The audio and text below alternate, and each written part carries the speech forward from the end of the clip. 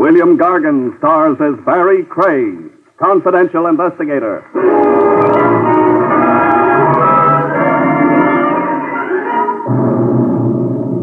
One thing about a corpse you can be sure, folks. Everybody's always trying to palm it off on the next guy.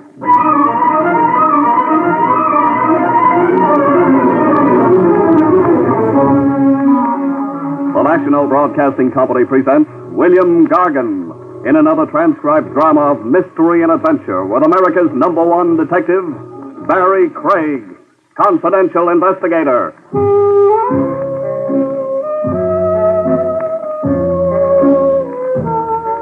Barrie Craig speaking. A wise man once said a good detective's brain is in his feet. I guess he meant footwork solves more crimes than brain work. Oh, mister, my aching metatarsal. In my business, you rest your feet every chance you get. Any raised surface. Desks, tables, a friendly lap. Off go your shoes, and up go your feet. On this occasion, I had my feet high off the floor in a tavern, downtown along Bail Bond Row, waiting for a bail bondsman named Soloway. Sam Soloway. We had a date set up. Soloway had poured his troubles out to me on the telephone. A Rose Gallery pinup boy, Joey Florio, had skipped, leaving Soloway holding the bag for bail bond money. A cash loss big enough to give any bondsman a heart failure. $50,000. My feet were asleep when Soloway finally showed. A sad-faced little guy who looked as if he'd like nothing better than a good cry. Mr. Craig? Soloway, pull up a chair. I kept you waiting. Through heartache, stardust, and melancholy baby. Huh?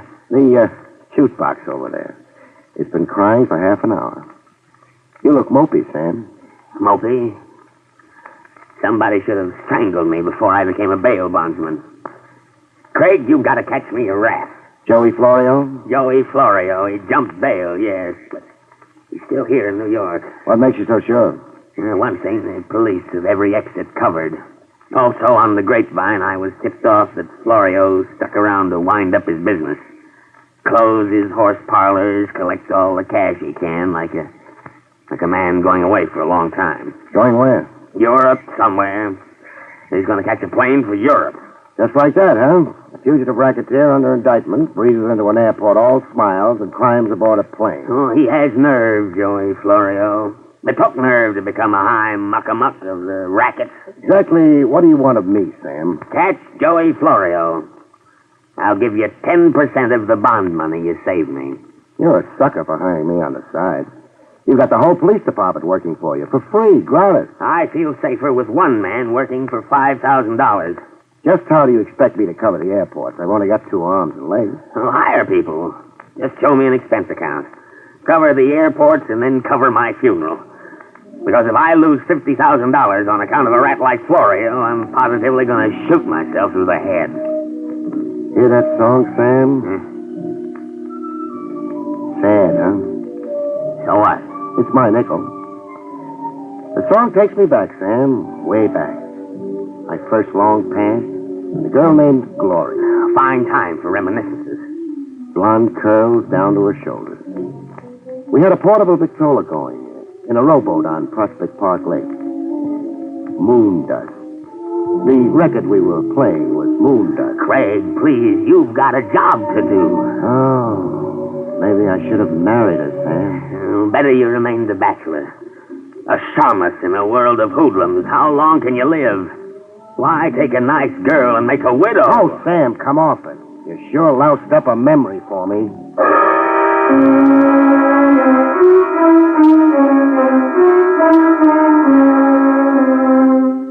I covered the airports to keep Soloway, the bondsman, from attending his own funeral as threatened. I hired a half a dozen stooges for $10 a day and smoke. You know your stations, men. It's a 24-hour watch, so load your pockets with K rations and carry a change of socks. The guy who comes up with Florio gets a $200 bonus and my love.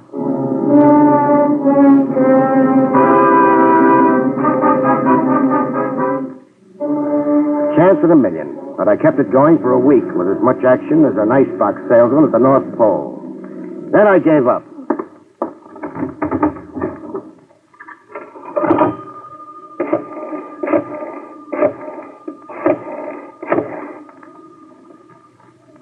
Holloway, this is Barrie Craig. That tip you got on Florio was a dud. I'm canceling out as of now. I'll send you a bill. Coaxing's no good. Neither is throwing hysterics. Keep my men squatting in the airport any longer, and they'll start charging us rent. Goodbye now.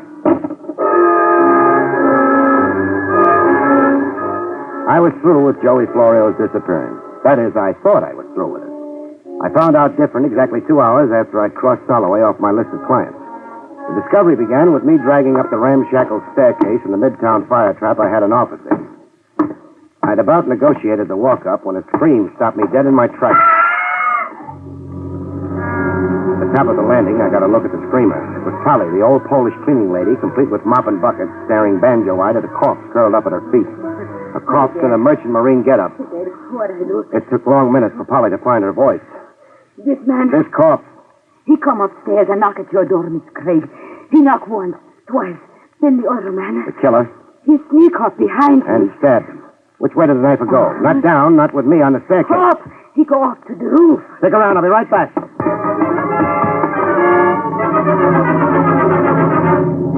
I was right back, empty-handed. The roof led to 88 exits in a 4-block square.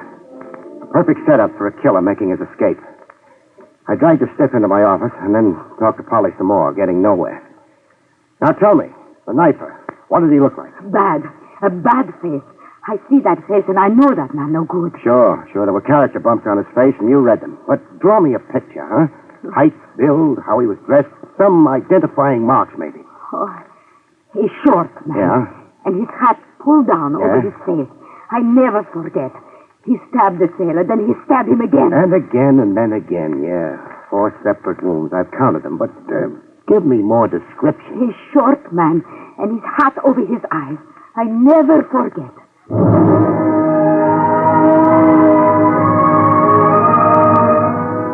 description to fit every second guy you pass on the street.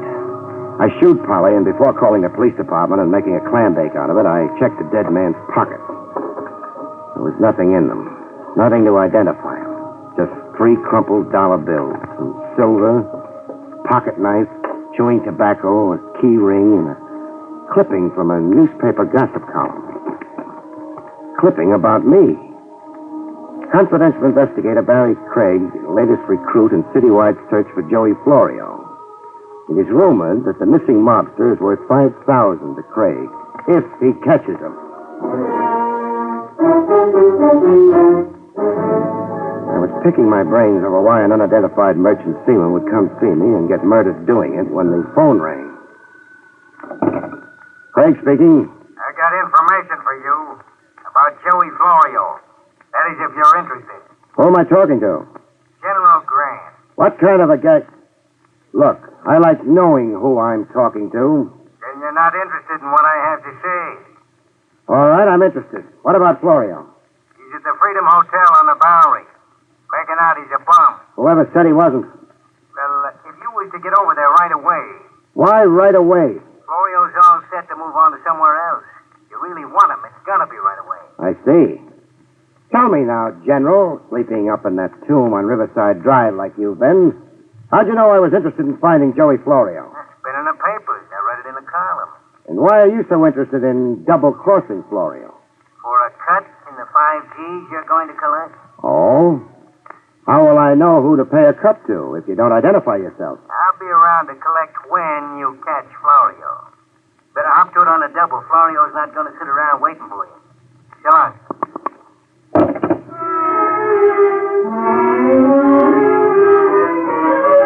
I didn't go for the phony tip on where to find Joey Florio right away yet. 10 years as a confidential operative, and you don't jump at bait like a seal in Central Park.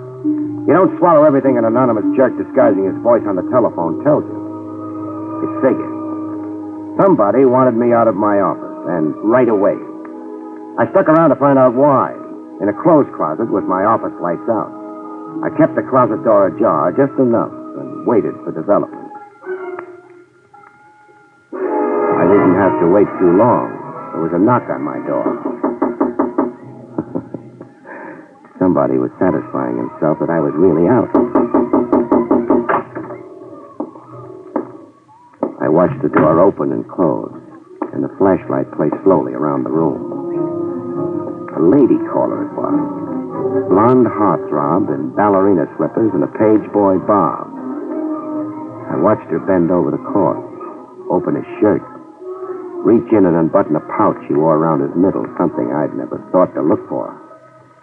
I had the pouch out of her hand in one grab. I'll take it, sister. No. You went right to it, huh? Like you knew exactly where he kept it. Give it back. The way you frisked that corpse. No nerve, no squeamishness. You could hire out to an embalmer. Give me the pouch. Suppose we see what's in it together, beautiful. Real chummy like. Well, ship's papers, huh? Stacy Crocker, signed to the Star of Sharon. Dates freshly stamped like... Uh-oh. Pardon me for taking my eyes off you. Now, hand those papers back at once or I'll shoot. Oh, don't, please. I'm fond of this suit. Your papers? Here. They're all yours. I ought to kill you. For identifying the stiff before you could get at your gun? Who killed him? I don't know. Now try for $4. Who was your stooge on the telephone with me a half hour ago? I don't know what you're talking about. For $8 now. Really concentrate on this one. Where's Joey Florio? I never heard of Joey Florio. Baby, let's not kid. But I'm not... Who is Joey Florio? And why should I know anything about him? Skip it. You going to shoot me before you leave? If you try to stop me. Oh, I won't. Honor bright. I'll pick you up some other time when your gun isn't showing. You'll know who I am and just where to find me. Yeah, I'll know who you are by your picture. My picture? What picture? A joke. I'm only kidding. Goodbye now, beautiful. If you're going. But I wasn't kidding. Blondie'd had her picture taken the minute she'd come waltzing in the door. An electric eye camera tooled into the far wall and trained on the door. Open my door and get photographed. I'd be looking her up, but later. First, I wanted the corpse removed from my premises. A gift from me to the good police lieutenant, Trav Rogers. After that, I wanted to know more about Stacy Crocker and the Star of Sharon. Police headquarters. Lieutenant Trav Rogers, please. Tell him it's his mortician friend calling, Barrie Craig.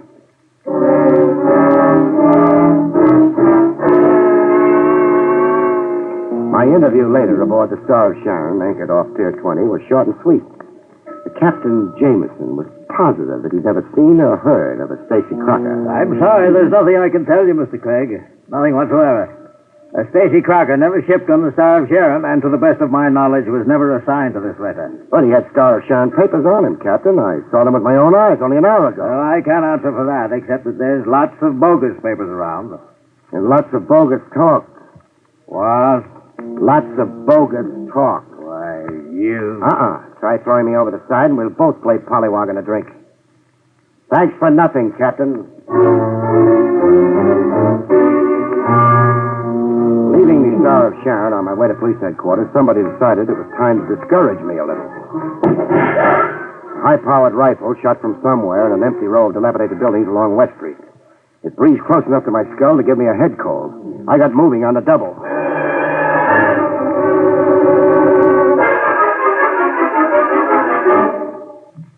I had better look at police headquarters. Trav Rogers had wormed into the case as snug as he could get. About that corpse, Craig. Oh, the corpse that Ivy gave? The next time you send a man, I'll make it a box of candy. You were saying? Stacy Crocker was a professional informer. He'd come through with vital information for a fee. Then Crocker came to me with information to sell. I'd say so. Got any idea who murdered him? No, not yet. You mean you're not telling? I mean, I don't know. What about the girl, Trav? Does her picture match anything in police files? I suppose I'm a fool to tell you. Yes, it matches a picture filed with us when she applied for a nightclub hat checker's license. A nightclub hat checker's license? Why the skeptical look? She wore ballerina slippers. You know, capriccios. No heels, low to the floor. So? So I'm a little disillusioned. And a little crazy. I have a license application here. Her name is Myrna Wilson. The address she gave us is the Hotel Mohansek. What's your position in this case, Craig? The usual 100% cooperation with the department. I'm your boy, and I don't cost you a cent. Jolly civic of you. Who brought you into the case? Joey Florio's bail bondsman, Sam Soloway. I was to get 10% of the bond money if I beat the department to Florio. Does the murder of Stacy Crocker and the Smyrna Wilson have to do with Joey Florio? If I said yes, I'd only be guessing. Well, I'll have to tear myself away now. Keep in touch, Barry. Let's not compete. Sure, I'll keep in touch. Any corpse I meet, you get first introduction. Oh, Trav. Yes, Craig. The Star of Sharon. When does she sail? Midnight tonight. I suggest you search her from stem to stern, just in case the disappeared Joey Florio does tie in with the murder of Crocker. And just in case Florio picks the Star of Sharon as his way out. We have searched the Star of Sharon. While you had your feet up on my desk and ordered my office around, I had 20 men go over every inch of the Star of Sharon. Ah, clever man. I'm going to tell a taxpayer about you.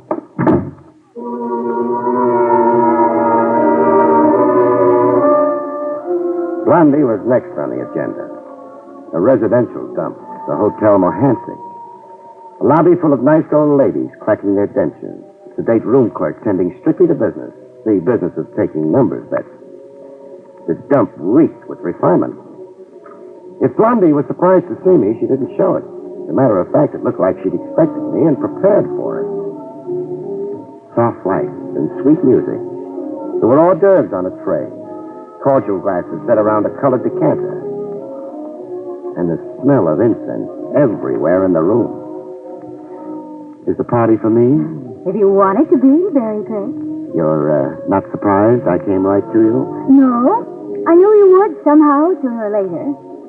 You see, I made inquiries about you. Your reputation. What did my boosters say? That you're a bloodhound on the scent, that you get things done. My ears are blushing pink. What are you softening me up for? I need a friend. A boyfriend? A champion. How about a patsy? No, I wouldn't be fool enough to underestimate you like that. I'm in desperate trouble. You're not kidding. Let's get rid of the musical background, huh? That merchant seaman was very, very dead. I had nothing to do with his murder, I swear. You tried to prevent my identifying him. Yes, but only that. Why only that? Stacy Crocker was an informer. He'd gone to your office to disclose certain confidential information. I already know that. Confidential information involving me. Involving you in what? Robbery. I used my job as hat set girl to play lookout for jewels worn by wealthy patrons. Here, I'll show you. Where? Are they real? Very real. Rings, brooches, tiaras, loot. How did you manage to steal them after scouting them? You don't look like a society raffle to me. I had a partner. And the lucky sidekick? Tex Kirby. I'm telling you the truth, Mr. Craig. Barry. Barry, huh?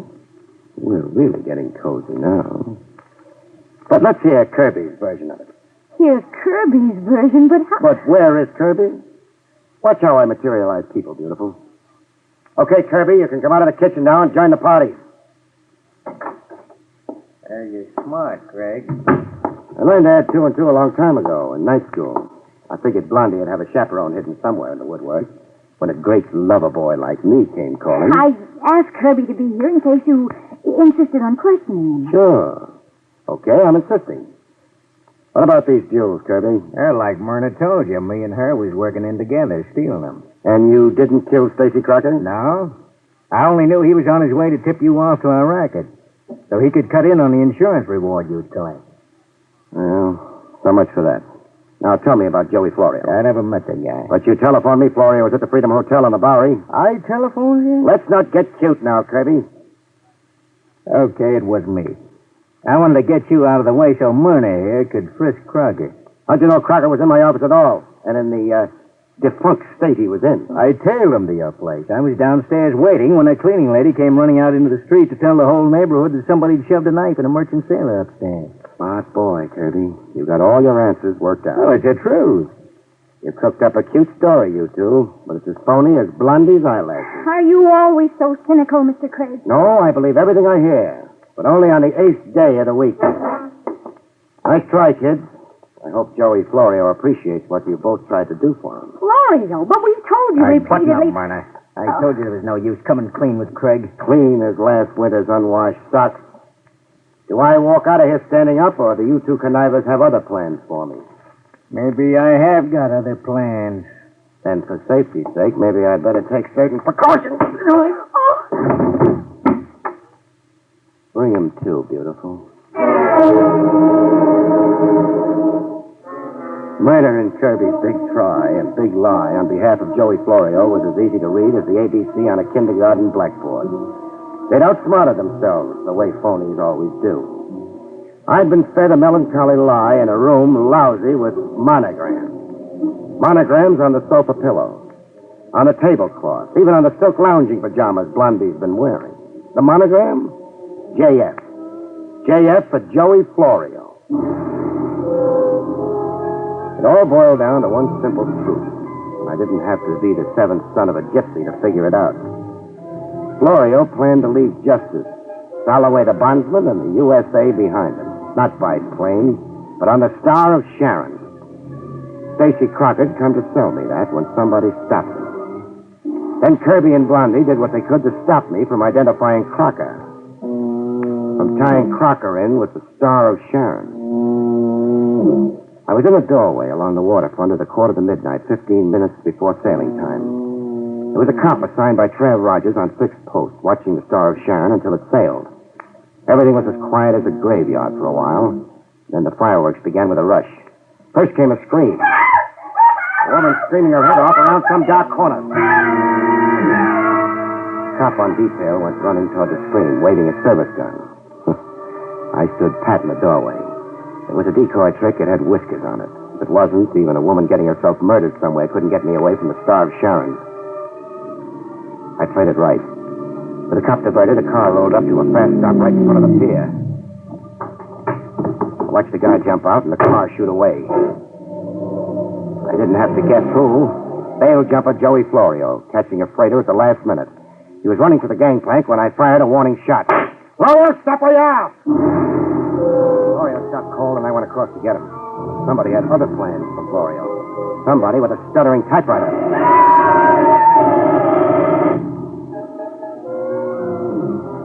When I finally got over to Florio, he had more holes in him than a Swiss cheese.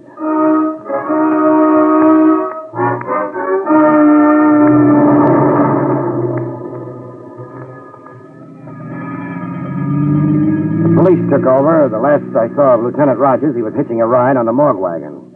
I caught a cab to the home of Sam Salloway, bail bondsman. I had enough for a cruise around the moon and back coming to me, if I could sell a corpse to Sam. Hello, Sam. Craig? This time of night? I never sleep. Too many guns going off. Still want Joey Florio? I still want my $50,000. Is it still 10% for me? Bargain's a bargain. In cash, right away. Right away? Well, Craig, it's after midnight. I know you keep that much cash on you. Guys get themselves in trouble with the law at all hours. I've seen you come running to post cash bond in the middle of the night. Craig, you're a regular fox.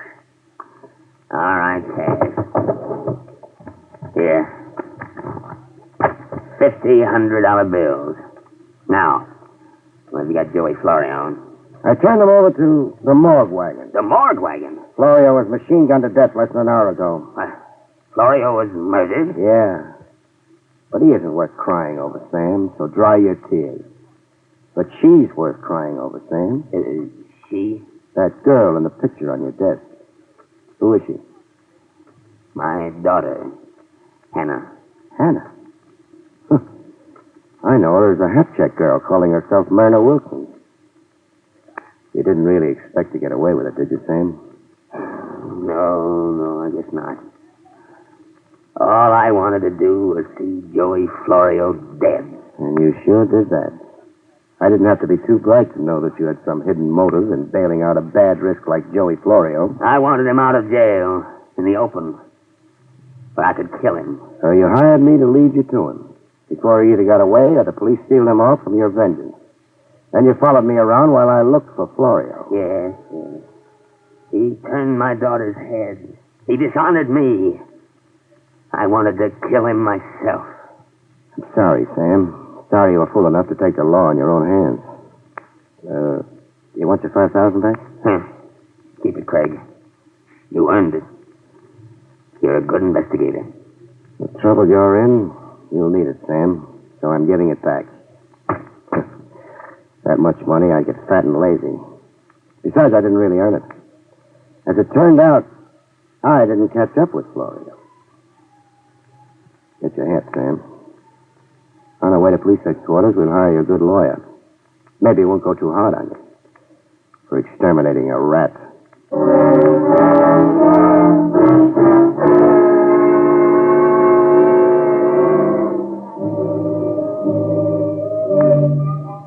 You rest your feet in my business every chance you get.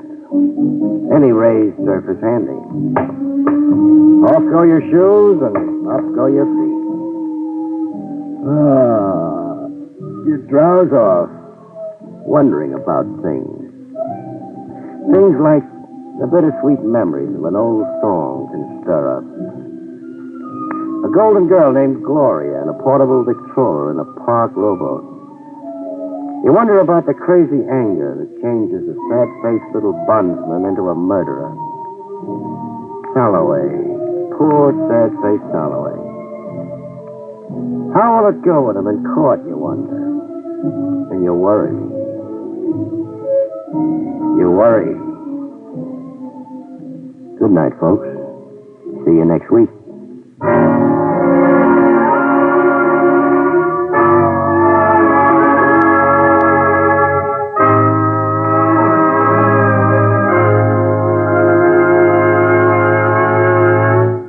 You have been listening to William Gargan in another exciting transcribed mystery drama from the adventures of Barrie Craig, Confidential Investigator. Tonight's story, Corpse on Delivery, was written by John Robert.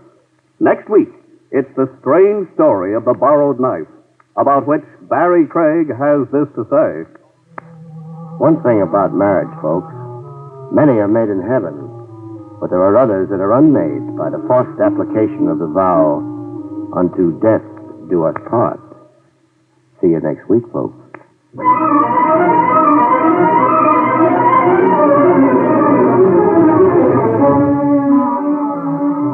Featured in the role of Myrna was Ansie Strickland. Barrie Craig, starring William Gargan, was under the direction of Hyman Brown. Don Pardo speaking. Now it's Meredith Wilson's Music Room on NBC.